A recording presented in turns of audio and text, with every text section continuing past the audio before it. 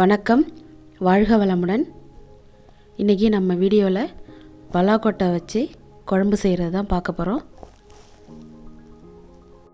பலாக்கொட்டை மேலே உள்ள தோலை எடுத்துட்டு சுத்தம் பண்ணி வச்சுருக்கேன்.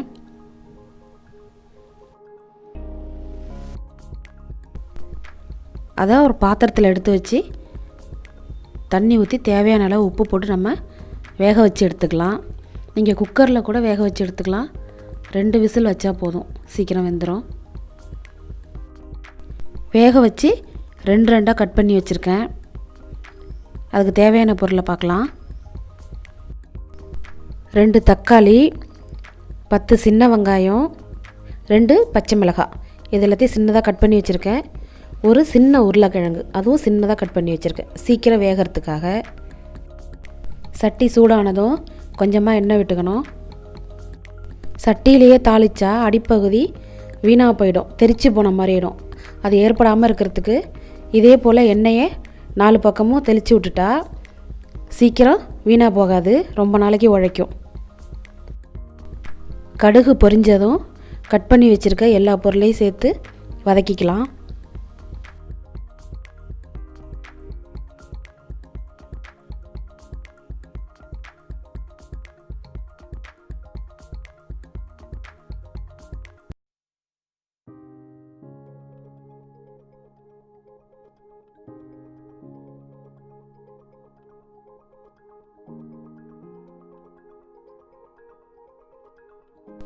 எல்லாம் நல்லா வதங்கி வந்துட்டு ஃபஸ்ட்டு உருளைக்கிழங்கை போட்டுக்கலாம்.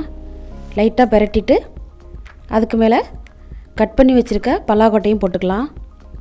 லேசாக கிளறி விட்டால் போதும், ரொம்ப நேரம் அது கிளற வேண்டியதில்லை. நமக்கு தேவையான அளவுக்கு தண்ணி ஊற்றிக்கலாம். கிரேவி பதத்தில் வச்சா நல்லாயிருக்கும். இட்லி தோசைக்கெலாம் சாப்பிட்டுக்கலாம். கொஞ்சமாக உப்பு, ஏற்கனவே பலாக்கொட்டையில் உப்பு போட்டிருக்கோம், கொஞ்சமாக உப்பு போட்டுக்கணும். இது வீட்டில் அரைச்ச குழம்பு மசாலா. இந்த ஸ்பூனால் நான் 3 ஸ்பூன் போட்டிருக்கேன்.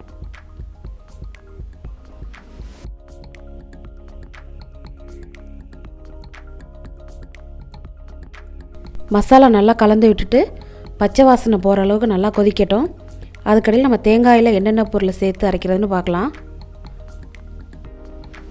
மிக்ஸி ஜாரில் திருவுன தேங்காய் எடுத்து வச்சுருக்கேன்.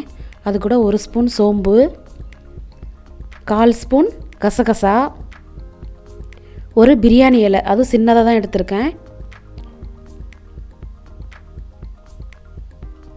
சின்னதாக பட்டை, கொஞ்சமாக கல்பாசி. தண்ணி ஊற்றி நம்ம நைஸாக அரைச்சிக்கலாம்.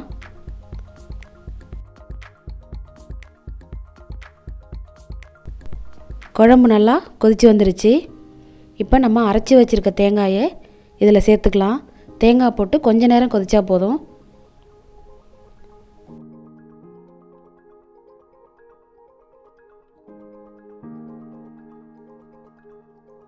குழம்பு ரெடி ஆயிடுச்சு. ரொம்ப சூப்பராக இருந்துச்சு. நீங்களும் செஞ்சு பாருங்கள். இட்லி, தோசை, சூடான சாதம் எல்லாத்துக்குமே சூப்பராக இருக்கும். இதே போல் கிரேவி பதத்திலே செஞ்சு சாப்பிட்டா சூப்பராக இருக்கும். ஒரு கறி குழம்பு வாசனையிலே இருக்கும். நீங்களும் கண்டிப்பாக செஞ்சு பாருங்கள். அடுத்த வீடியோவில் பார்க்கலாம். நன்றி, வணக்கம்.